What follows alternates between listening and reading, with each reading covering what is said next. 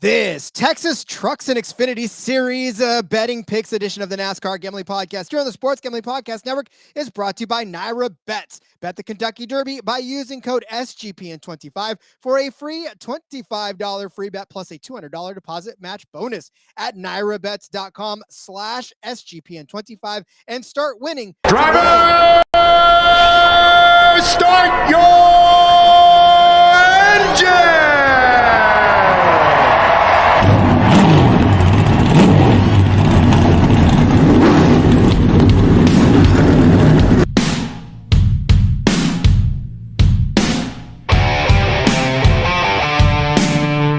Strap in and pull those belts up tight as the Sports Gambling Podcast Network presents the NASCAR Gambling Podcast. I'm just gonna put my foot on the floor and I'm not lifting till I see God or a checkered flag.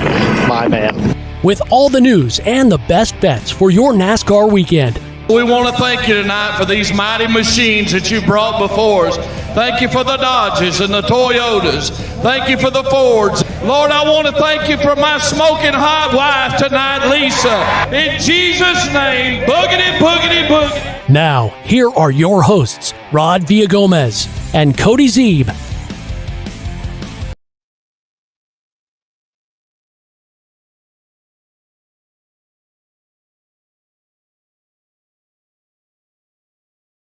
Welcome in to the NASCAR Podcast here on the Sports Gambling Podcast Network. He's Cody Zeeb. I'm Rod Villagomez. Today to celebrate that fantastic race that is the Texas Motor Speedway. We have gone off of the gigantically big track in Talladega, and now we are heading to the gigantically big track of the Texas Super Speedway. Everything's bigger in Texas, Cody, even you disappearing.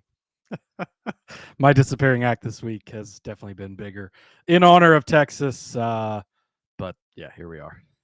Here we are indeed. So Cody, this is of course the Xfinity and Truck Series episode in which we cover both of the Xfinity and the Truck Series. But by God, as we jumped on to start this show, some of the biggest news of the week just dropped, and I don't know it's going to change the entire landscape of what we're talking about today. But I still think we have the drivers we like on top of this crazy guy that's about to join the field. Yeah, massive news. Connor Zilisch is going to miss this weekend's race at Texas. Of course, he had that massive wreck at the end of the Xfinity Series race Saturday in Talladega. He has suffered lower back injury from that and is unable to compete this week. So Kyle Larson's going to be jumping in that 88 field. So still waiting. I've been refreshing books. I haven't seen updated odds yet. That's going to – so we've obviously built our cards. We like the guys that we like. It's going to shake up the outrights more than anything. The rest of the props, I don't think it's going to, change too much. Although the one prop I guess I was going to give out. Maybe I shouldn't anymore. Yeah, so we'll obviously we're going to talk about the trucks first anyways. We're going to keep an eye on kind of the odds board for Xfinity. Larson's going to be a heavy favorite. He's coming in the 88 for JRM. And there is a couple of Cup guys in this. Well, I guess it's just him and Herbst, I guess. But that's a couple of Cup guys, right? So, we're just kind of roll with this on the fly because we don't, it just literally happened, in the last 15, 20 minutes here before we jumped on. So, obviously, our thoughts are with Connor Zilisch. Hopefully that back heals up for him, and he'll be able to be actually very nice for them. Xfinity's off next week for Kansas, so this will give him a couple of weeks to rest that back, which would be great. Hopefully he'll be back the following week. Then, obviously, he's already won a race, so he's likely in the playoffs. He'll be granted a medical waiver. It was an injury that happened during a race, so that's not going to be an issue. They'll apply for one almost certainly, and there will be no issue granting that. So should hopefully be able to stay in the playoffs and everything with having that win he's got already. That was a hell of a shot, man. It's so scary when you see a head on like that. And then the wall just buckled the way it did. I mean, thank God for that wall. Yeah, I mean, it goes like some of the wrecks we've had, really over the past 24 years, of course, since Dale Sr.'s accident. As far as the safety has gone and some of the crazy hard hits and wrecks we've seen, and these guys just walk away, and we saw that Saturday, but obviously over the next couple of days, that has kicked in, and I'm almost surprised we don't see more guys being held out after some of these hard hits like this. Although, how much of a feather in the cap is it of JRM that they're like, oh, one of our star young drivers got hurt? Who's our relief driver? Let's call up that Kyle Larson guy. Is he available this week? Which is surprising that he is, because he's got enough stuff going on. Right.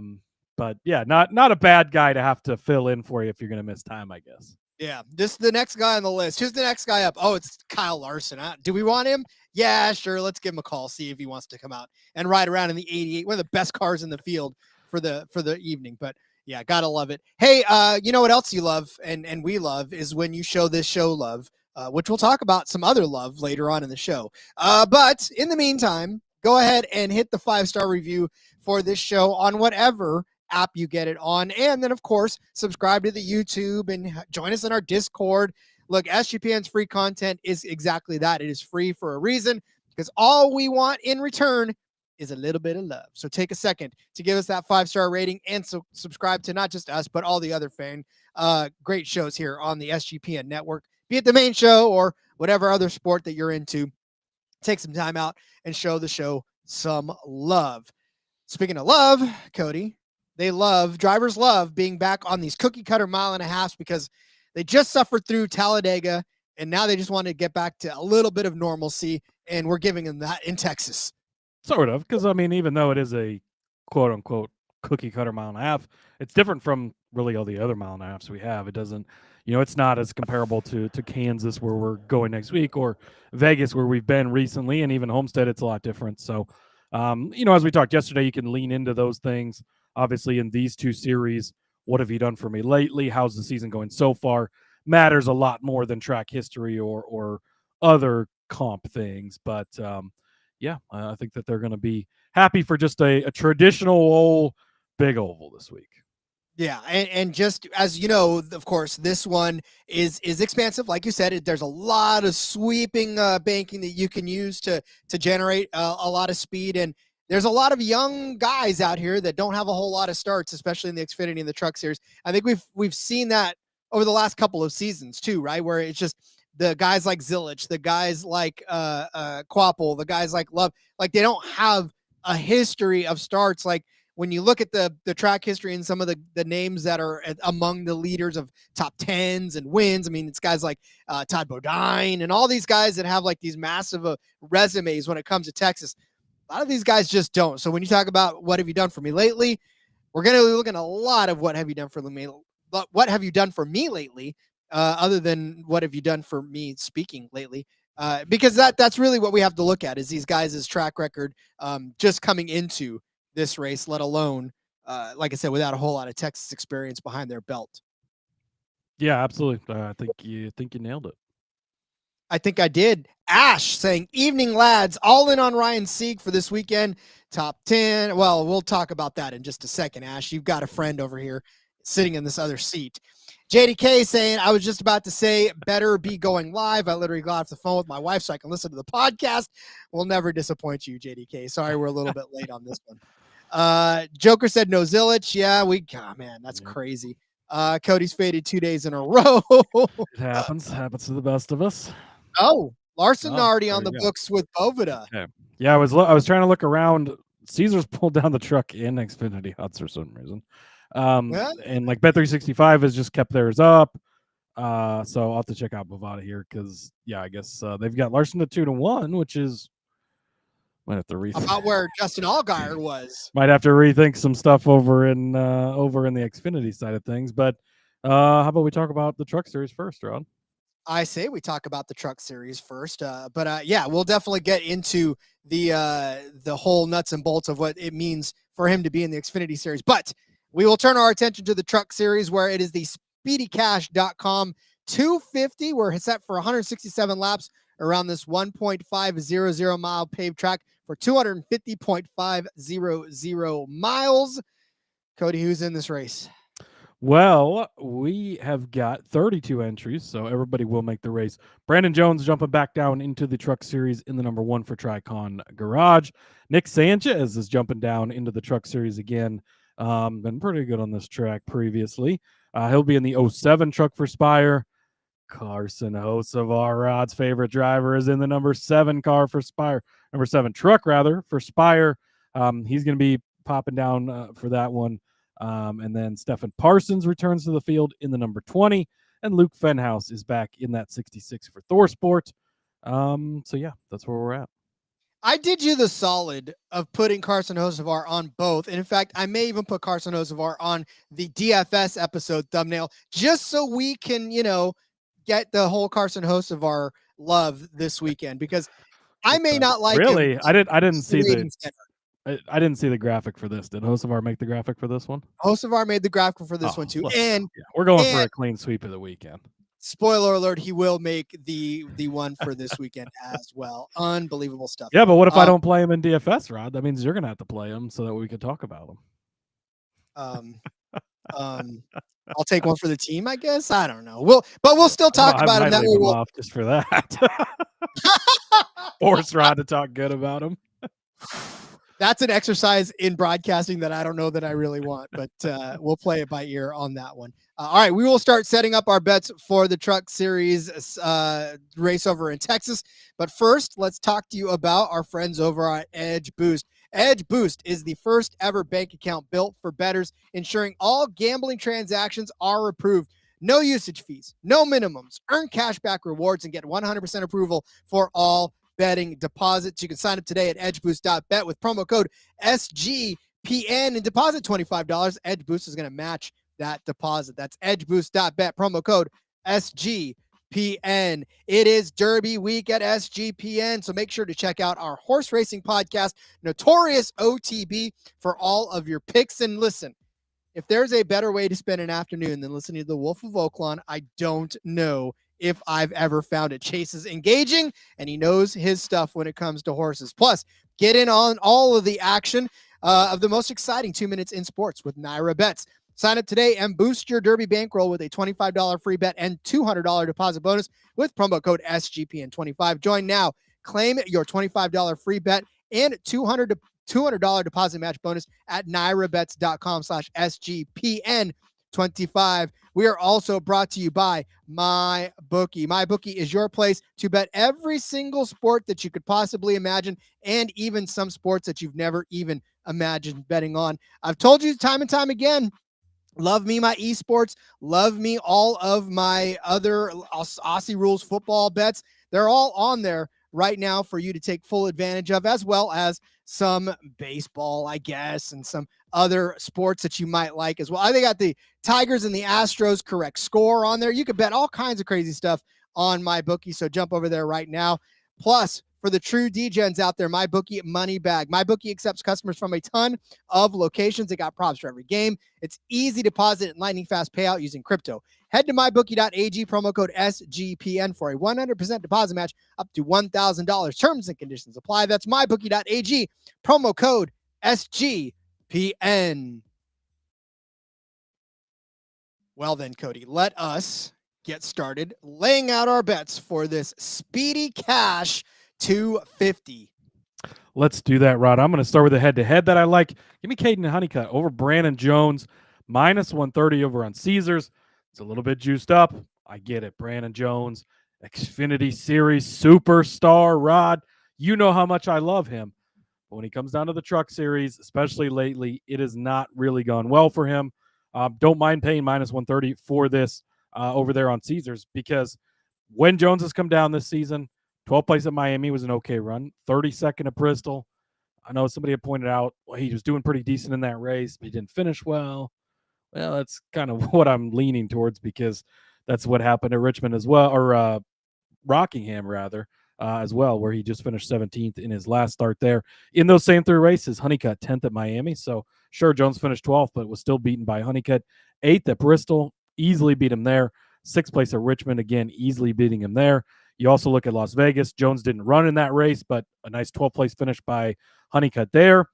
Last year he was running on a limited schedule. What are the closest comp tracks? He didn't run at Texas, so we can't look at that. But 4th place in both Kansas races, 7th place at Charlotte, probably the closest mile and a half to Texas, and another 14th place finish at Miami, which is the farthest and his worst finish. So fine, we'll take it. But point being, he's been strong on intermediate tracks, 1.5 mile tracks that we've been to in the Truck Series, and he's 3 for 3 beating Jones so far this season.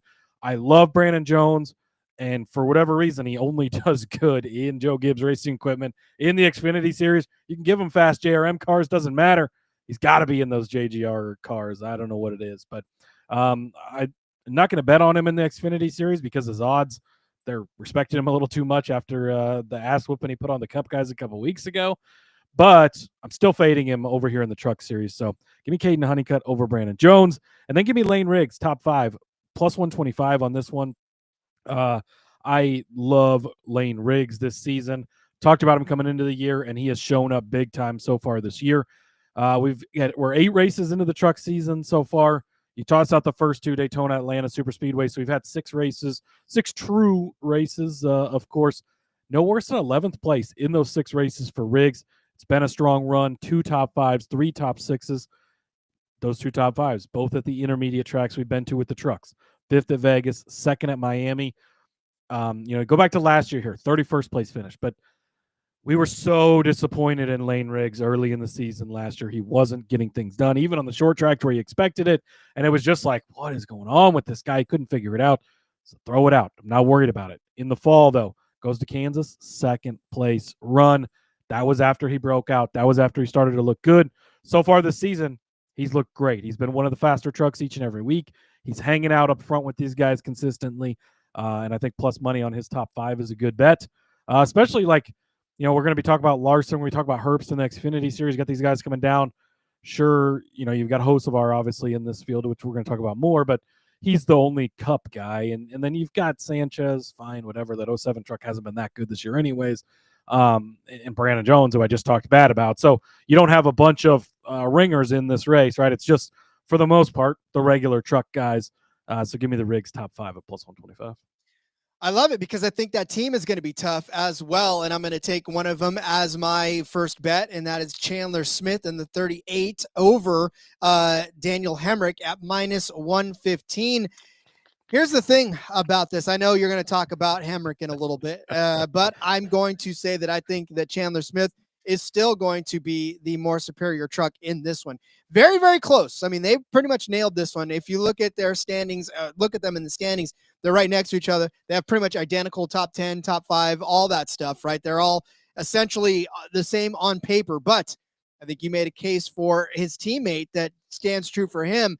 And we've seen Chandler Smith be the only time Chandler Smith finished outside of the top 10 was last week at Rockingham. However, he did start on the outside pole, which means there was speed in that truck. But except for that 13th place at Rockingham, 6th at Daytona, 5th in Atlanta, 8th at Vegas, 8th at Homestead, 4th at Martinsville. He won a couple of weeks ago in Bristol. I mean, that's consistency, right? That is straight up consistency from Chandler Smith. He's on a mission to prove that he belongs behind the wheel of anything, of racing anything he can right now. And it's proven, or he's proven it right now on the track where he's just kind of been there. He's been around the front. He's been sniffing front row. He's been finishing inside of the top 10. He's been leading laps. Like he did 127 at Bristol. He led 23 last week at Rockingham. He led 34 at Daytona. So he's been at the front, right? This is a truck that's consistently at the front. Whereas Daniel Hemrick, he's been good. He won, obviously, at Martinsville, but a 13th place at Las Vegas kind of gives you pause, and he started 12th in that race as well. So we talk about a comparable mile and a half. That's sort of where we're at. Miami, he did get a 5th place finish, and that's fantastic and all. He won at Martinsville, 13th at Bristol. He finished 3rd at Rockingham. last week. But again, that was a little bit of some craziness that happened there. And when I talk about speed overall, and we talk about leading laps, sure, he's led laps in 5 of the 7 races, but 7 laps, 1 lap, 4 lap, 8 laps, 1 lap. It's more because of strategy than it is from his speed of being out front. And again, even when he won the race at Martinsville, he still only led 4 laps in that entire race. So it wasn't as if he was right there up at the front all race long. He obviously had, some luck to get there at the end. So I think that Chandler Smith, this could just be an instance where Chandler Smith finishes 3rd and Hemrick finishes 4th. But I still think that Chandler Smith at the end of the day can finish 1 position better than Daniel Hemrick. Oh, it's going to be a close one. I like both of these guys. I don't have any Smith bets this week. Again, number-wise, didn't quite work out. I do have some bets on Hemrick, though, and I'm pretty high on him this week, Rob. Yes, you are. I'm sorry to talk you down, but this is just how it's going to have to be today. All right, well, let's get into those Hemrick bets because I've got Daniel Hemrick to be the top finishing Chevy, 9-1 for Daniel Hemrick. Chevy, obviously the loaded group here. You've got Hocevar coming down, of course. Although, you say the loaded group, but there's a lot of Chevrolets, I guess, is more of the way to look at it. But and there is a lot of good ones, right? You got Hocevar coming down. You got guys like Enfinger, but the Heims of the world, the Riggs of the world, the Smiths of the world, those guys are all in Fords, Toyotas. They're in other things. So I do think that Chevy is probably Carson Hocevar's to lose, and we're going to talk about that in a minute. But as we've seen time and time again, things can go wrong. Maybe he doesn't get it done. I think that Hemrick can have a solid day. So I'm going to take him top Chevy 9-1. Also going to take him top 5 plus 275. The disrespect for Hemrick is ridiculous. Did he start the season off great? No, Rod, he didn't. But 3 of the last 4 races, he has been top 5, and he is in a fast truck. Christian Eck's 4th place finish last year in this truck, led 31 laps. They've started to figure things out. 13th at Las Vegas, not what you wanted to see, right? But things clicked after that Vegas race. Had a 5th place finish at Miami. Of course, he got the win a couple of weeks ago. Things are going good for Hemrick. This is one of those things where coming into the season, high on him, you kind of come out of the gate and you're like, oh, God, what is going on? But now he's figured it out. This is maybe it just took a little time to get in sync, what he wants from the truck, what he needs. They're giving that to him now. This truck was, toe-to-toe with Corey Heim last year as the fastest truck. So we know this is an extremely fast truck. We know that Daniel Hemrick, for as much shit as we've given him over the years, is a really good driver, and it's all about context, right? Because in the 31 car in the Cup Series, not a good driver. But in the 18 in Xfinity and down in this truck in the Truck Series, completely different because he's one of the top guys in the sport. Plus 275 for the top 5. I'm just shocked that the number is that big for somebody in this good of a truck that's been this fast and has been running this good. Again, he's been top 5 in 3 of the last 4 races, plus 275. That's crazy. The top Chevy one, you're going to need a little bit of help. You're going to probably need something to go wrong with Hocevar or him to have a slip up. But I do think that's fairly wide open. And 9-1 for the upside you're getting with Hemrick. And again, he doesn't have to go out and win this race. Sure, maybe Heim runs away with it. Maybe it's Riggs, Majeski, Smith, one of those guys. 2nd, 3rd, 4th place finish could get this for you at 9-1. I think it's just a bit too big of a number. And then, Rod, we're going to go top 5 over to my guy, Gio Ruggiero. Of course, you know how much I love him. I've just been super, super impressed with this kid so far this season. Coming off a 10th place finish at Rockingham, 10th place finish at Bristol, 12th place finish at Martinsville. Had a rough day at Miami, 29th. Shit happens, right? But 15th at Vegas, 11th at Atlanta, 2nd at Daytona even. So the entire season outside of a rough day at Miami, where actually he qualified in 5th and just had a bad day, he's looked the part this year. He is 12-1 for a top 5. Obviously, this is another situation where you wish we had top 10s in the Truck Series, but we don't. But for the odds that he's at, could he be the guy that's having the surprising run? And they're like, wow, look at this great run from this young kid. Like, again, to a guy in a fast, good truck. We know what that 17 truck is capable of. We know what Heim obviously has week in and week out as his teammate. And I've seen enough from Ruggiero. Again, you could go back and look, what has he done in the past? Well, not much because he's new to the series, right? Did he even run races last? No, he didn't run any races last year. So he's only run this season, and it's all been impressive. I mean, 8 races, 7 top 15 finishes out of this kid. And it keeps getting better, and he just keeps being more and more impressive. He's looking the part for sure, getting a big number on him. This is one of those things where we don't have a ton to look at because it is only 8 career races. But from what we've seen so far, is he capable of doing it, even though outside of Daytona where he had a second place finish? Okay. But 10th place has been the best finish he's had. He's capable of doing it at the number. He's worth the bet. So give me Gio Ruggiero, top 5, 12-1. And I feel like on the broadcast anyways, they're always like, oh, look at Gio Ruggiero. He's up there. And then all of a sudden something happens. But yeah, he's constantly there and fighting for a spot. And God, I wish we had top 10s for trucks. I really do. That'd be a lock at 6-1 for him. We kept asking and we kept asking and we kept begging for Xfinity top 10s, Rod, and look at us now. Yep. Now I can't remember a time when we didn't have them, but hopefully the trucks will follow suit sooner rather than later.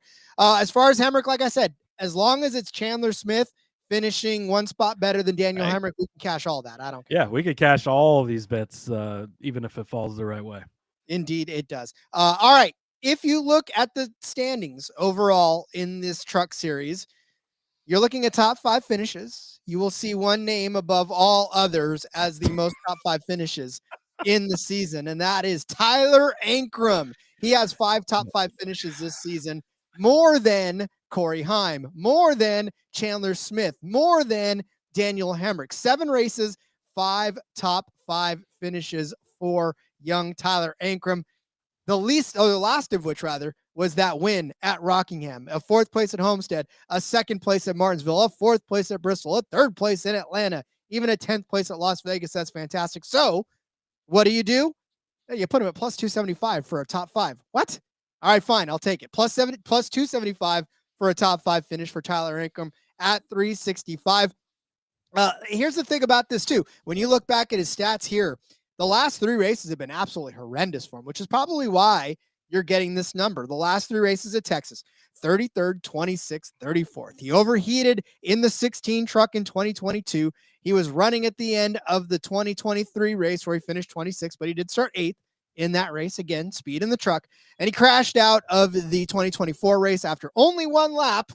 So we didn't get to see anything that he had, and he ended up finishing 34th in that race. But before that, right, between the 17 and the 26 truck, a 6th place, a 3rd place, a 6th place, 16th place, and an 8th place finish. So either inside or very, very close to the top 5 in those races. And that, to me, obviously he's talented enough to drive that kind of equipment into the top 6.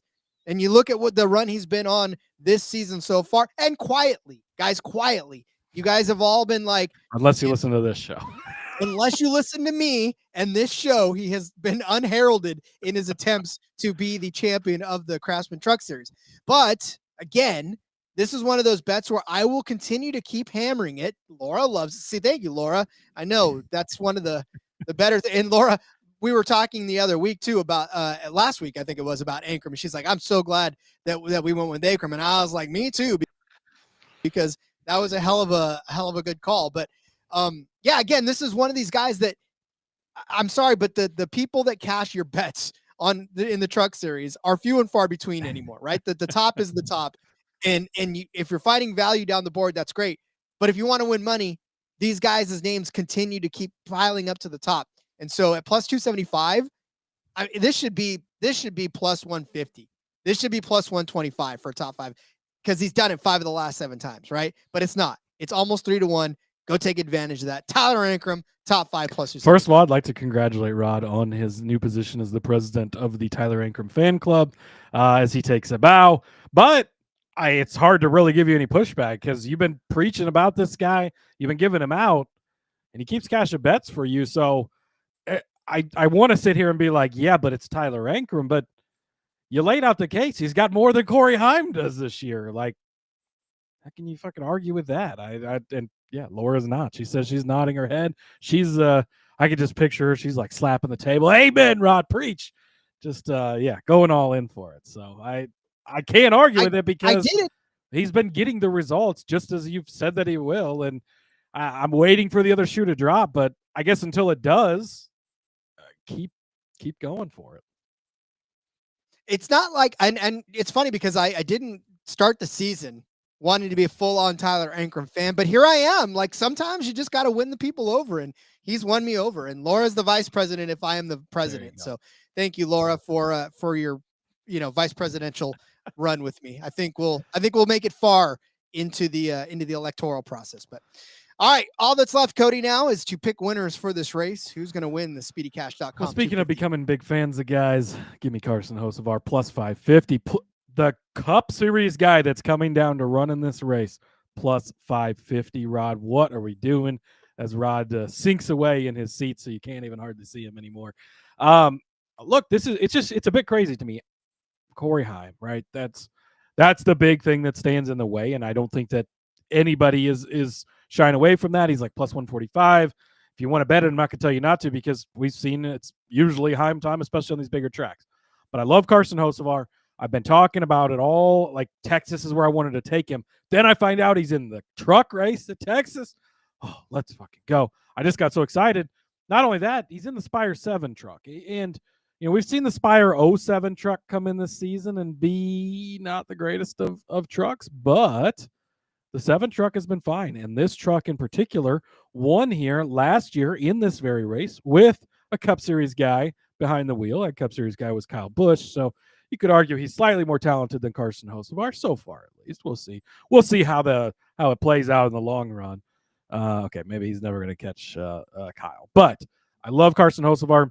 So this truck won here last year with Kyle Busch behind the wheel. 2 years ago, the last time Carson was in this race, he won the race. How many laps did he lead in that race, Rod? 1. He led 1 lap. That's all it took. 1 lap for him to win. That's all he had to do. It was there when it mattered the most. I believe Nick Sanchez led every other lap in that race. And then Hocevar ends up winning. But he got to victory lane, 4th place here in his first start. I talked about him yesterday on the Cup Series show, too. He's been really good here in his couple of starts in the Cup Series, in some different rides, filling in for Noah Gragson and that whole deal, and kind of bouncing around, being a rookie last year in that horrible Spire 77 car that was like, oh boy. But he comes in and he runs well right out of the gate with it. Things have looked good. I love Carson Hocevar, and plus 550 for the Cup Series guy he's a true Cup Series guy. I like that for Hocevar. I think that the number is great. I also like Layne Riggs at 8-1. I talked about him earlier for the top 5. It's really all the same arguments. He just continues to be one of the faster trucks week in and week out. He puts himself in the conversation each and every week. I think we're going to continue to see that from him. And then my long shot, Rod, at 22-1. Give me Mr. Grant Enfinger. You look at this season, he's coming off a 5th place finish last time out at Rockingham, right? That was 2 weeks ago. But last time they were on the track 2 weeks ago, a 5th place finish. So he's coming into this with momentum.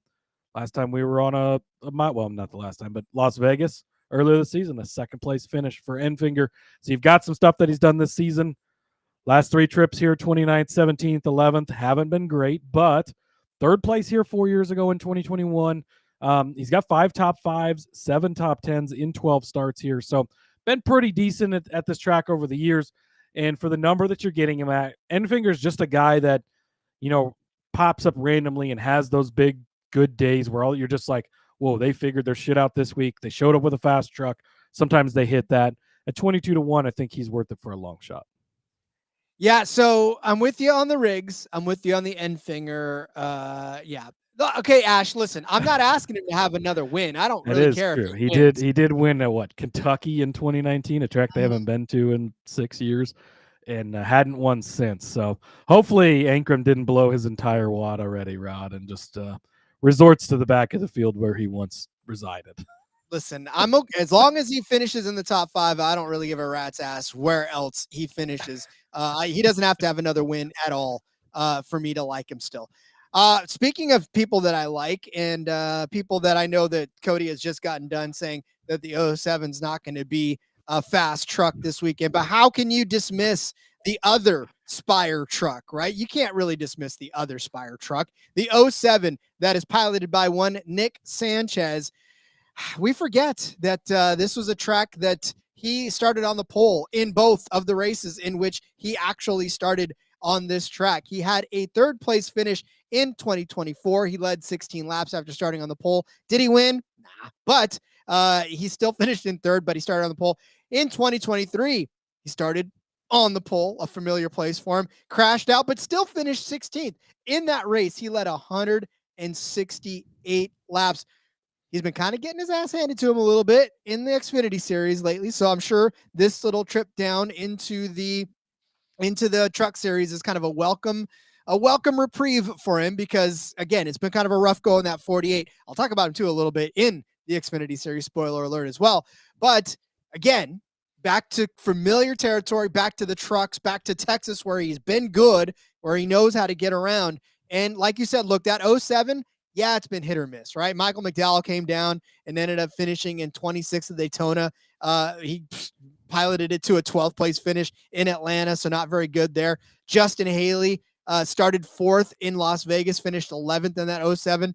But then again, Kyle Larson came in, won the race at Homestead. Kyle Larson finished 2nd at Bristol, and then it was Byron that sort of gummed it up with a 14th place finish in Martinsville. And then Sammy Smith besmirched the royal name of the 07, finishing 16th at Rockingham. But again, this is a great Truck Series driver in great equipment. I mean, it's not Kyle Larson-esque, I get it. And like you said, Carson Hocevar, Corey Heim, they're going to stand in his way, I understand. But Nick Sanchez isn't scared of that in the Truck Series. This is his home. This is where he feels super comfortable. And I'm going to give him an opportunity to win, because he's 8-1 on Hard Rock to win this race. A guy that started on the pole in both of his Truck Series starts. He's going to be fast, and he's going to be able to be in contention for the win, in my opinion, all weekend long, or at least this particular race. So 8-1 is a really good number for a guy as fast as Nick Sanchez is around this track. Yeah, I think it's, I kind of dismissed the 07 truck a little bit earlier, but it is a bit hard to argue against him because of how good and dominant he's been, particularly at this track. He's just been really, really good over the last couple of years of this track. So I think for the number that he's at, definitely an argument can be made. Yeah, again, this is a lot more to do with the number than it is anything else. And like I said, he's just so fast that I can't ignore him, especially when he comes down to play with the Truck Series guys. So, all right, that'll do it for the Truck Series. Obviously, we'll recap at the end of the show, so we'll put a pin in. I did want to mention one other thing on Corey Heim. Going back to him, as the favorite. I know we didn't talk about him, but like I said earlier, if you want to bet him. He's not been qualifying well, and I guess I should have pulled this up before I completely talked about it, but it seems to me like he qualifies poorly on an almost week-to-week basis, which I'm going to just confirm that that's actually what's been happening. Yeah, well, never mind. I guess it's a mixed bag, because you look at like Las Vegas 16th, Miami sits on the pole though, Martinsville sits on the pole, but then like Rockingham last week 15th. So if you do want to bet on Corey Heim, my advice would be to wait, because I think if he qualifies on the pole, it's probably not going to change much. He's only plus 140. I don't think it's going to go down much, but there is that possibility that he just misses it in qualifying, which he's done multiple times this season, and starts in 16th or something. You might get a little bit of a bigger number. It's probably not going to be crazy, but 3-1 or something might make it more worth the Heim bet. So I just wanted to toss that out there as like a extra educational piece for what, I mean, hopefully you don't get burned and he's a minus money, but I don't think that's going to happen, even if he does start on the pole. But we've seen enough of him not starting well that you might get a little bit of a better number in that. And it's a small window, right? They qualify on Friday afternoon and then they race on Friday evening, but it's just something to keep an eye out for. It's all about perception too, because the fact that when you reconfirmed it, you were like, oh, wait, this isn't, because guys like that, you expect to always be at the front and always run at the front. And when they don't, it's all about perception. And so you look at you think about his season and you're like, oh man, it sucks. But in all actuality, it really didn't, but it feels like it because it's a guy like Corey Heim, which is a lot like a guy like Max Verstappen. It is time for my underdog bonus pick'em. Hey, listen, the underdog projection for Max Verstappen in the Miami Grand Prix is 3.5. If you do not run right now to your phone, break your fingers hitting the higher than on this, I don't know what to tell you anymore. Max is king of the United States, and he is going to once again finish on the podium at the Miami Grand Prix. So you definitely want to get in on that before they yank it back down again. And while you're at it, you can play any sport and win up to 100x Gotta love it. Sign up in the meantime with our promo code RACESGPN. Claim that special pick and first-time deposit offer up to $1,000 and bonus credits. UnderdogFantasy.com, promo code RACESGPN. Tell you about our friends over at Rhythm. Rhythm is your home for AI-backed picks and props. Dominate the NBA playoffs and MLB prop market with Rhythm. Building your own model is simple and easy, and Rhythm knows you'll love it. That's why they've included a 7-day free trial. Love building all of my season-long, NFL season-long props over there on Rhythm. Still looking for, I know it's MLB season, but look, it's NFL season all day long, every day. So trying to figure out rushing totals, passing totals, all that stuff. Rhythm is helping me out doing that. And they've got some amazing deals now. 25% off a monthly subscription with promo code SGPN25 and 50% off of an annual subscription with promo code SGPN50. That's RITHMM, promo code SGPN25 or SGPN50. Get your 7-day free trial today. sportsgamblingpodcast.com/rhythm. Well, it is time to move our attention over to the Xfinity Series race, where it is the Andes Frozen Custard 300, one of our favorite races of the season, because who doesn't love them some Andes Frozen Custard? I know Cole Custards does. Cole Custard certainly does. I don't think I've ever had the Andes variety. They don't have that here. Do you guys have Andes out there where you're at? We don't have Andes, but I have had it because I been on the East Coast before. I mean, frozen custard, like, how bad could it be, right? So, yeah, I like it. Indeed. So we are set for 200 laps around this 1.500 mile paved track for 300 even miles at the Texas Motor Speedway in Fort Worth, Texas. Gotta love it, man. This is there's a few familiar names in this field, not the least of which just got added as we were getting ready to get going. Yeah, so looking at the entry list here, 40 drivers for 38 spots. So 2 drivers aren't going to make this. I do want to toss out there, make sure you pay attention to any news between the end of Xfinity qualifying and the race. We saw this last time out where Catherine Legg, which she actually qualified her way into the race, but based on where she qualified at, based on how they do provisionals and guaranteed spots and everything, didn't make the race. But then she obviously bought out I think it was Gase in the 53 or the 35, whatever. And so, like, for DraftKings lineups, stuff like that, just make sure you pay attention if there is a driver substitution like that, because obviously then Gase doesn't score any points if he ends up in your thing. So just a little side note there. But 40 drivers, 38 spots. Corey Day is back in the 17 for Hendrick Motorsports. Riley Herbst returning to Xfinity in a JGR Toyota. You know how excited that makes me, Rod. He'll be in the number 19 car this week. Catherine Legg is back in the 32. Joey Gase in the 35. Mason Maggio in the 53. Josh Bilicki's back in the 91. And as you just referenced, right before we came out on the show, and if maybe you're listening to this after the truck race, you skipped the truck race for whatever reason, you should go back and listen to that for sure. But the news did break right before we started recording on this, that Connor Zilic is going to be out this week, back injury from that wreck at Talladega. So Kyle Larson is going to be jumping into that.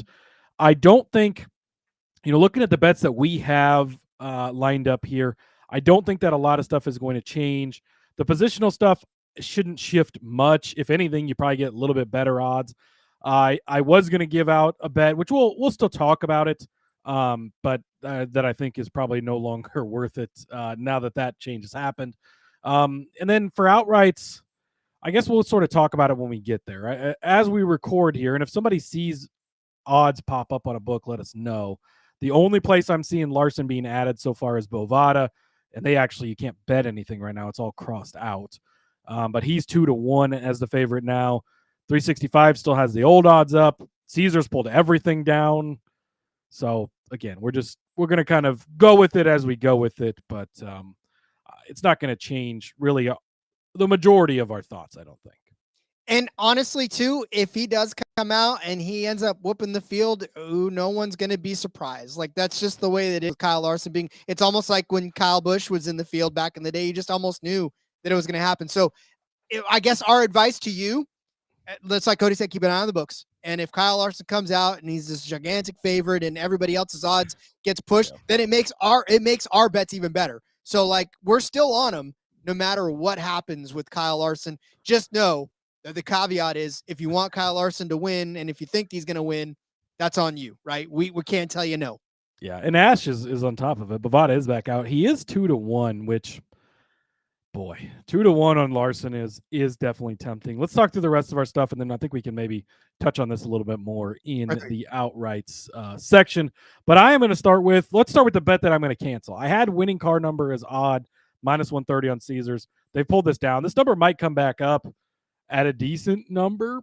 I would say, I was trying to decide what number it would have to come back at for me to want to get in on it. But I was just thinking to myself, okay, with odd, you get Justin Allgaier. You love that with as fast as he's been this year. You get Riley Herbst in the 19. You love that. You get Sam Mayer, last year's winner. You get Ryan Sieg, last year's second-place finisher. Like, you get Austin Hill in there. You get a lot of good guys in odd. But now, of course, Kyle Larson's going to be in the 88 car. So it's going to be on the graphic at the end of the show unless you've adjusted that. But I am going to leave that off of my picks and not play that. We'll see what it comes back on. I might drop it in the Discord, but obviously with Larson in an even number car, I feel much less confident about that than I did previously. So just want to talk about that because it will be on the graphic at the end of the day. So I'm going to start with Harrison Burton, good old Harry, over Corey Day in the number 17 car for Hendrick Motorsports, -115. -125 rather for this one. Corey Day, the Larson prodigy, the next coming, the greatest, whatever. He's young and maybe he'll get there someday. Born in 2005, Rod. Holy shit. But it's not been good. What we've seen from him so far, not been good. He did start the Xfinity race in Martinsville. That race was a disaster anyways, but finished in 21st there. That's his only career Xfinity start. And it wasn't the 17 car, but we've seen him in 5 truck races this season.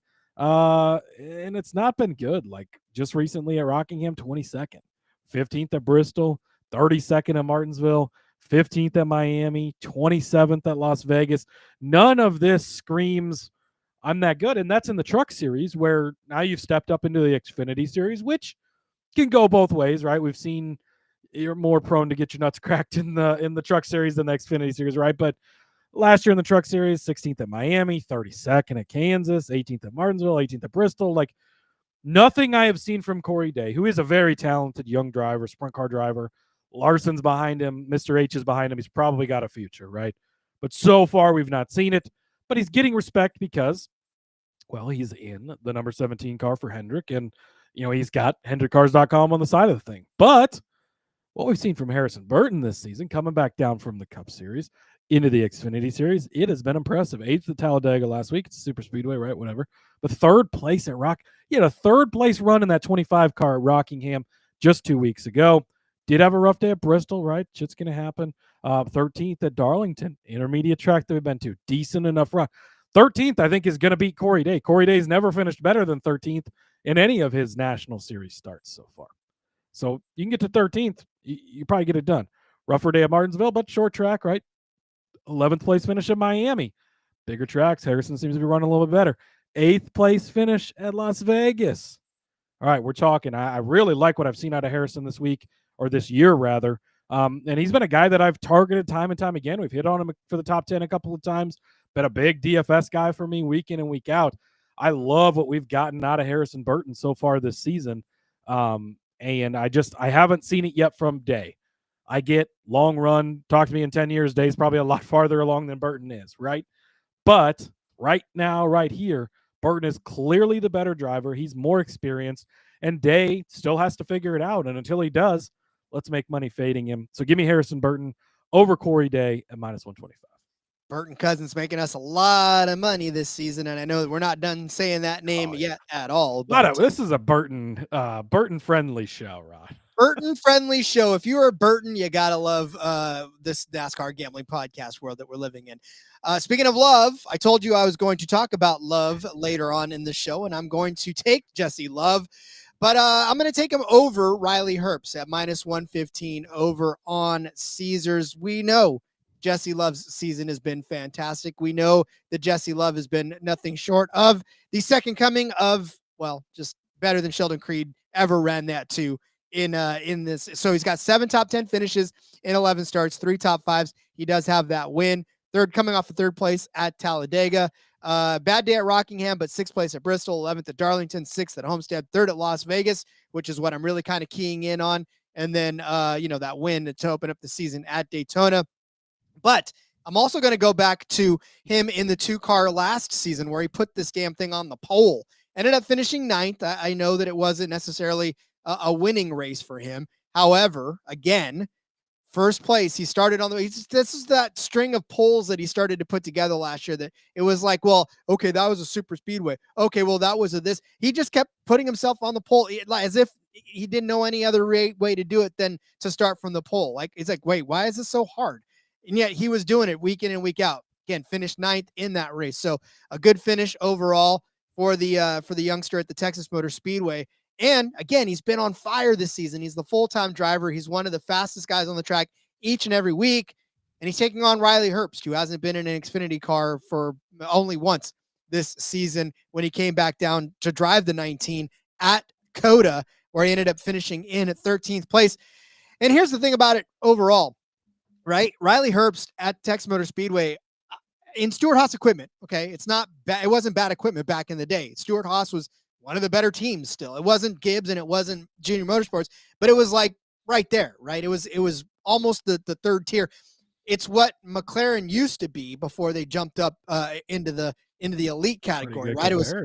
It was like Red Bull, Ferrari, McLaren, and then McLaren. But anyways, that's beside the point. In his time in the Xfinity Series at Texas, average finish of 21.1. That's already alarming enough, but his average start 11.5, which means he hardly ever finishes better than he started. A 5th place finish, or 5th place start rather, in 2020, finished 36th. 19th place start in 2020 in the fall, finished 32nd. He did finish where he started in 2021, started 12th, finished 12th. And he did improve a couple of races past that, but the last 2 times he's been on this track in the 98, 37th and 27th place finish for Riley Herbst. Like I said, the 1 start that he's made so far was at COTA, 13th place finish. How's that 19 car been? We always think of Joe Gibbs as one of the fastest cars on the track. That 19 was always a blazing fast track. Outside of Eric Almirola, nobody's really been able to be impressive into that. Eric Almirola, 3rd place finish and a win, right? And a 2nd place finish.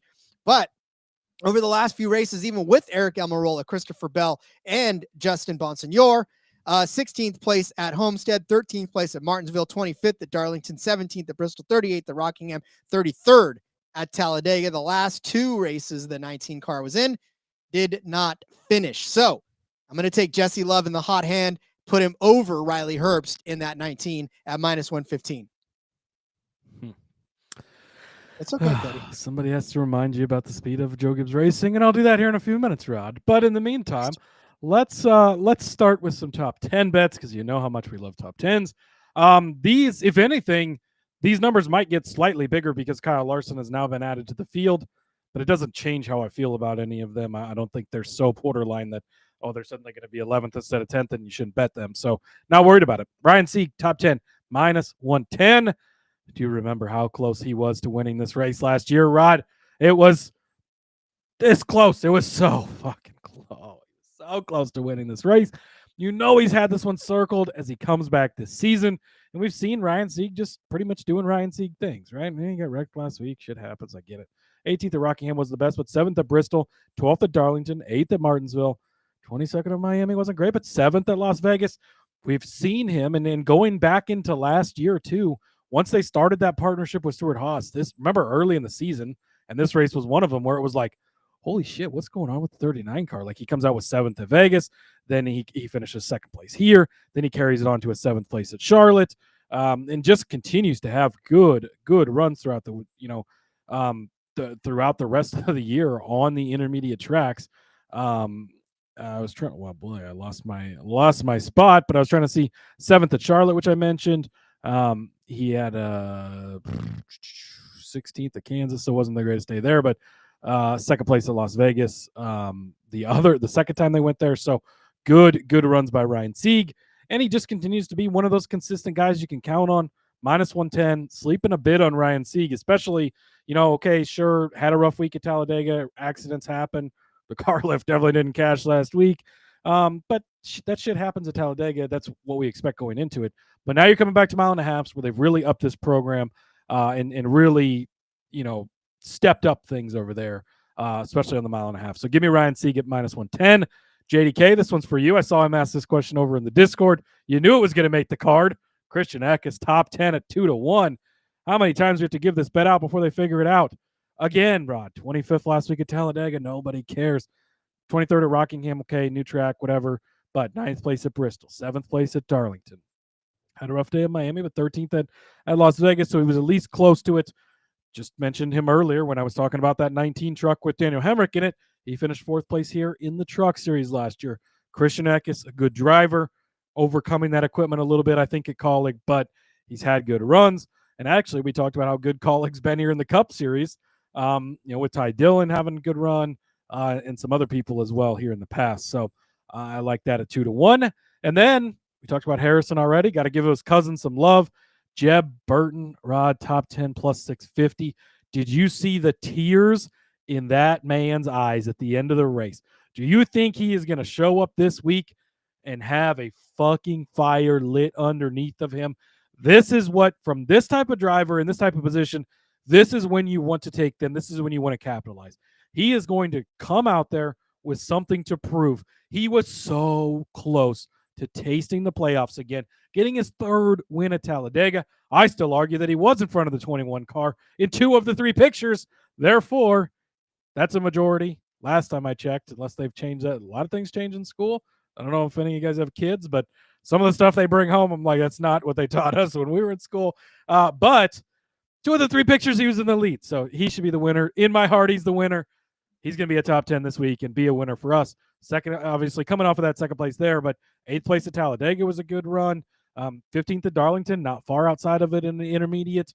And 11th at Martinsville. Again, 15th at Miami, not too far outside of it. Vegas was 23rd, a little farther back. But Jeb Burton, this is just a blue-collar team. They continue to put it together. I want to ride the momentum of the emotion that he was feeling last week.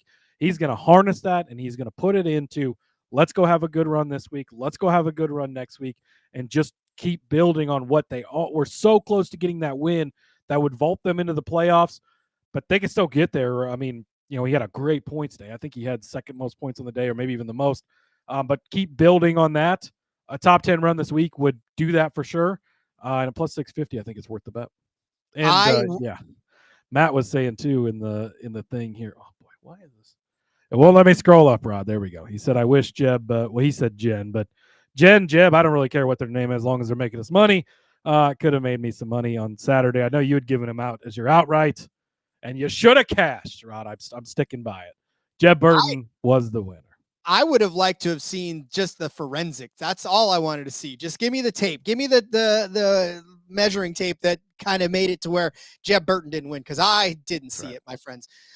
All right, I'm going to take Dean Thompson as a top 10 car. Again, a lot of these top 10 numbers. We're switching roles here. You're usually the Jeb Burton guy. I'm usually the Dean Thompson guy.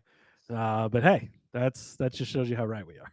Well, that's the thing too. If you look at some of these top 10s, it's just a lot of it doesn't make sense because there's a lot of nuke numbers out there. It's hard to bet these guys at their top 10 numbers. And then there's a cliff that sort of falls off. And then you're like, oh, okay, but now we're going to make a case for this. But for Dean Thompson, look, he's one of those guys. He's been in and around the top 10 this season. He's had 3 top 10 finishes and 11 starts in that 26 Sam Hunt car. And I mean, he's just been driving it pretty quietly in the middle of the pack. And for a guy like that, he finished 10th at Bristol, 11th at Rockingham, 6th at Martinsville, 13th at Homestead, 15th at Las Vegas, which is kind of where we're sort of saying that this is the closest comparison that we can get to a mile and a half, which is a mile and a half. But he started 28th in that race in Las Vegas, ended up finishing in 15th. So he actually had some speed to get up there, right? 8th place at Daytona, and 18th place at Coda. I know neither one of those sort of matter really, but it just goes to show his average finish this season, 17.3, his average start, 21.3. And a guy like that who just basically is logging laps, not getting into trouble. He's only crashed out of one race, and that was Phoenix, where he ended up finishing 38th, but he started 12th in that race. But he's completed, all the laps of all the other races that he's been in outside of Phoenix. except for Homestead. He missed one lap out of that, but that was because he was a lap down. But he's ran all the laps that he can run in these races. So to me, that just means that, again, he takes care of his equipment. Cody's made the case for him several times before. He's just a guy that is in decent enough equipment. We're not going to take him for a top 5. We're not going to get him to win a group. We're not going to get him to do anything other than hopefully finish inside of the top 10, which is something he's done a few times this season. It's something he could do again. And, I'm kind of a little bit on the fence about it, but he did finish 16th last year in the 5-car, in the truck, or in the 5-truck rather, in the Truck Series.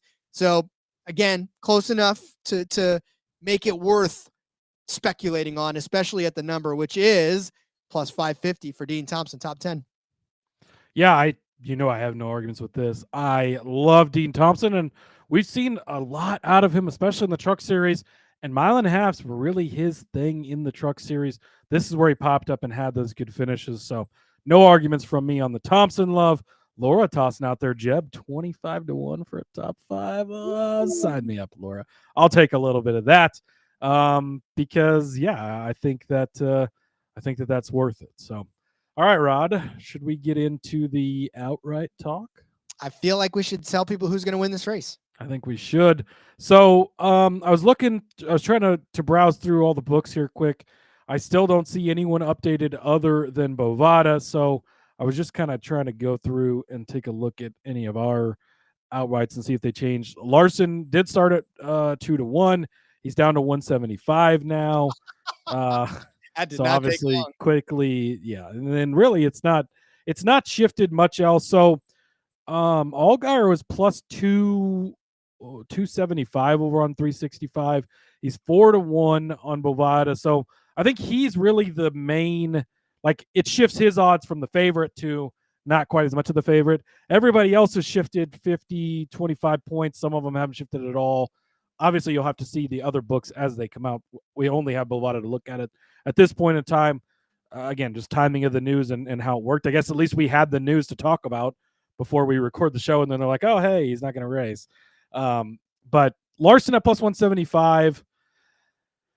Oh, it's pretty tempting to bet that number, Rod. I'm not going to lie, because it's Kyle fucking Larson. Like, I know things can go wrong, and we just saw recently, right? We had a cup race with Chase Elliott in the Hendrick car. We had Ross Chastain in the JRM car. We had Christopher Bell in the JGR car. There's almost no chance one of those guys doesn't win, right?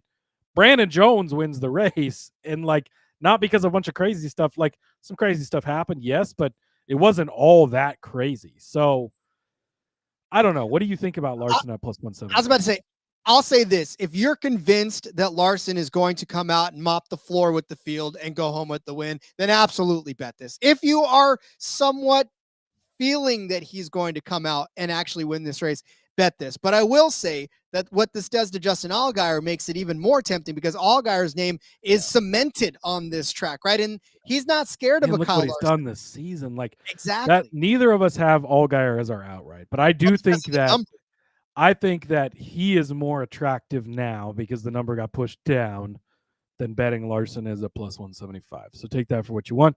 Yep. Matt bringing up, you can parlay Larson to win both races. That's a possibility, although Carson Hocevar is already going to win the cup race to match the parlay with the truck race. So might be tough for Larson to win also. Just kidding. Or am I? We did bet that yesterday. If you didn't listen to that show, go back and listen to it. But yeah, I think that otherwise plan and just keep the outrights I have. I feel good about them. And even with Larson in the field, look, we've seen it. We just saw it in that example I gave with 3 super strong cup guys in the 3 best cars you could basically put them in. Like, a JRM car is fastest, the JGR cars are fastest, and Hendrick cars are always good, right? I mean, one thing you were missing was a Stewart Haas car, I guess. And like you said, they're maybe on the next tier a little bit. So, and yet it was Brandon Jones of all people that goes out and gets the win. So we've seen Larson come down plenty of times. It hasn't worked. So sticking with what we got, and what we got is Mr. Sam Mayer, plus 575 over on Hard Rock. He's actually only plus 550 after the Larson news on Bovada. So we're going to stick with the Hard Rock number because that is the better number. But Sam Mayer won this race last year. That's obviously a nice look, right? And he's not in that one car anymore. He's moved over to the 41 car. It's been a rough couple of weeks. I will definitely say that. Talladega 14th, Rockingham was 26th, not good. 11th at Bristol, 14th at Darlington. But before that, we were really seeing the best of Sam Mayer early in the season. Second at Daytona, 36th at Atlanta, okay, but then third at Coda, 7th at Phoenix, 5th at Vegas, 2nd at Miami, 5th at Martinsville. What I'm taking away from that, 5th at Las Vegas, 2nd at Miami, couple of intermediate tracks that we've been to, right? Darlington was not as kind to him, but he looked good. He looked fast in those other ones. We've seen the Stewart Haas cars be plenty fast here. He obviously won this race last year. We've talked about for years how talented, how good he is. Calling my shot on Sam Mayer this week at plus 575. I also love Riley Herbst. I know you talked about him earlier, Rod. How dare you? But need I remind you, he is in the number 19 car for Joe Gibbs Racing. This is going to be the fastest, the best car out there. And Riley Herbst, sure, if you look back over the long run, maybe not the greatest results, whatever. Late, really fucking as late as you could possibly bloom, Riley Herbst did. The last couple of years, he really came out of his shell, started showing up big time in the Xfinity Series. Now he's a big-time Cup guy for 23XI, coming back down to the minor leagues to beat up on these guys. If you want to read the Facebook comments, but I love Riley Herbst. You're giving me a full-time Cup guy in what we've agreed on is a weaker Xfinity field for the most part at plus 850 in a Joe Gibbs Racing car. Sign me up. I love Riley Herbst. He is 9-1 on Bovada, so plus 850 is what I had found pre-show. 9-1 there. Maybe that number does slip a little. I mean, I wouldn't be running over to bet anybody on any of these other books right now because they're not going to go, smaller odds. If anything, when they update with the Larson stuff, it's going to be a little bit of bigger odds. So take advantage of it if you can. And then Ryan Sieg, 22-1. I don't know why I put plus 2250 in there. I changed it. That was Hard Rock. Oh, was it? Oh, there we go. 22. All right, 2250 plus 2250 over on the Hard Rock for Ryan Sieg to win. I already painted the case for him earlier. I think was that the closest finish in Xfinity history? I'm pretty sure it was last year at this race. They're going to play it a million times throughout the thing. He's got this one circled on the calendar. What do we have to do to go get the win we should have had last year? Give it to my boy Ryan Sieg this week. 2250 to 1. Yeah, sure. We'll go with that. I love it. Yes, indeed. Herbst now at 12-1, Mayer at 7-1 with Bovada. Shit. Yeah, I was just looking at that. So, 12-1 for Riley Herbst. We need a ticker.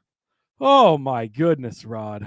What are we doing? 12-1 for a JGR car with a Cup guy in it. Like, that's how you need to look at that. Sure, are you the biggest Herbst fan? Maybe you are, maybe you're not, but yeah, Sam Mayer 7-1. Oh, wow. Jesse Love 9-1. Yeah, beautiful. I love it. And Sieg 25-1. So they did update everything in the long run. And we got all better numbers for the most part. So fucking love it. Thanks, Ash. I appreciate you being on top of that today.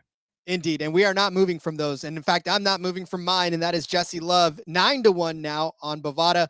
And anywhere else that'll probably end up moving is Line. I love it even more, to be honest with you, because again, I talked about it earlier. Started on the pole here in his first career start, finished 9th. That's not bad for the rookie. And he's been out there every single week tearing it up. He's not afraid of the Cup guys. He's not afraid of anybody. He was pissed off at Talladega last week because, he was pretty damn close to being the top finisher as well. And Jesse Love's just been doing it and doing it right. And I think 9-1 for a kid as good and as talented as he is just a complete and total misprice, knowing that he's still good at mile and a half, knowing that he is going to be contending for a top 3 spot, if not the win by the end of it, no matter who's in this field. And to me, you're getting such a great number, especially because, again, like Allgaier would love him at the number he's at now. I would probably have put him in there in my doc had he been that number right away. But yeah, I mean, for Jesse Love, it's just, I talked about him earlier when I was setting up his head-to-head. It's those same arguments, but now this is just, he's comfortable enough in this series to run up front and to run for the win week after week after week, and he doesn't accept anything less. So at 9-1, I mean, give that to me all day long with as many top 5s as he's got and as many spots that he's got, top 3 spots that he's got. I love this number so much. So 9-1 for Jesse Love to win the race. Yeah, it's hard to argue too much against it. I mean, he is fighting a little bit of doesn't have as good of equipment as the JRM guys, the JGR guys. You toss Kyle Larson in that mix. That's the only thing that holds up. Oh, he killed everybody at Rockingham. Well, they cheated. That's why. But he has looked really good this season. Obviously, we know he's super talented. I think that he's got a future in the Cup Series in the very near future. And making another start this week, of course, in the Beard car there, which we talked about a little bit yesterday. But I expect a pretty good race from Love as well. I do too. All right. Well, then get out your pen and paper. It is time to go over our bets for both the Truck and the Xfinity Series. I started you out in the Truck Series with Chandler Smith over Daniel Hemrick at -115. I also gave you Tyler Ankrum as a top 5 truck at +275. And I said that Nicholas Sanchez, the Sanchez, would win this race at 8-1. Then in the Xfinity race, I gave you Jesse Love over Riley Herbst at -115. I said Dean Thompson would be a top 10 car at +550. And then I said Jesse Love, who now is at 9-1, will win this race. Cody gave you Caden Honeycutt in the truck race over Brandon Jones at -130. He said that Layne Riggs would be a top 5 truck at +125. Gave you Daniel Hemrick as the top Chevy at 9-1 and top 5 truck at +275. He said Gio Ruggiero would be a top 5 truck at 12-1. Gave you Carson Hocevar at +550. Layne Riggs at 8-1. Grant Enfinger at 28-1 to win this race. Actually, it's 22-1. Sorry. My fingers did not change that around. So Grant Enfinger 22-1 to win the race. And then for the Xfinity race, he gave you Harrison Burton over Mr. Day at -125. And then the winning car number odd, -130. But if it comes back at 130, just keep an eye on that. It's not his official play because I had to take it off the dock and I didn't. But there it is. Ryan Sieg, top 10 car at -110. Christian Eckes, top 10 car at 2-1. Jeb Burton, top 10 car at +650. Then he said that Sam Mayer now at 7-1. Riley Herbst now at 12-1. And Sieg at 25-1 to win the Xfinity race with all of the news that has happened in the last I would say hour and a half. Yeah, hour and a half at this point. But yeah, just kind of crazy. We hadn't really heard any rumors about it or anything, and it just NASCAR suddenly tweets out, "Hey, he's not going to be in the race." So, again, best wishes to Zilich, and great. Not that you ever want to be injured or anything, but good timing, being that Xfinity is off next week for Kansas, and it'll just be Trucks and Cup. So, give him a couple of weeks to rest that back up, and then hopefully be back in action after that. Yep, to shake it off and get back behind the wheel. Again, that's a rough hit, man. I run over My a back pothole hurt wrong. That hit. Yeah, I run over a pothole wrong, and I'm out of commission for at least 2 weeks. So exactly. I can only imagine. But all right, Yeah. Well then, Cody, let us send everybody out to fill out their cards. Again, keep an eye on the Discord. I'm sure we will post more of our favorite stuff as the news continues to go and as the books start to catch back up again. But yeah, in the meantime, if you can find it, and then go get it. If not, then hang tight. I'm sure the numbers will be back up, and we'll keep you posted. Exactly. All right, Rod. And if you do want to join that Discord, sportsgamblingpodcast.com/Discord, jump in over there. Always a fun time, fun conversations. And yeah, follow the show, Rod, at NASCAR Gambling. You can follow me at Husker_Zeeb. Find all my work over there. Tons and tons of it. And hey, follow us on the socials. I'm going to be at Kansas next week, catching a bunch of content for us on YouTube, on the X, and Facebook too. So make sure you're following us all those places and get in the Discord. And we'll see you guys tomorrow. DFS talk, underdog picks for Texas. We're doing it big. We sure as hell are. Yeah, for sure. Join us tomorrow. In the meantime, follow me on Twitter at RJ Villagomez. Link in the bottom, everything I got going on, whether it's here. Make sure you check out the back road. Seth, Elliott, and I are going to be breaking down Texas tomorrow or tonight, depending on when you're listening to this. And of course, we got a ton of other stuff out there, man. There's darts out there. There's Aussie Rules football. There's UFL DFS. There's F1 underdog. I've done a week's worth of work in 2 days, and it's been a lot of fun, and I'll continue to do it some more. So, all right, we'll see you guys tomorrow with DFS. And until then, let's go racing and let it ride.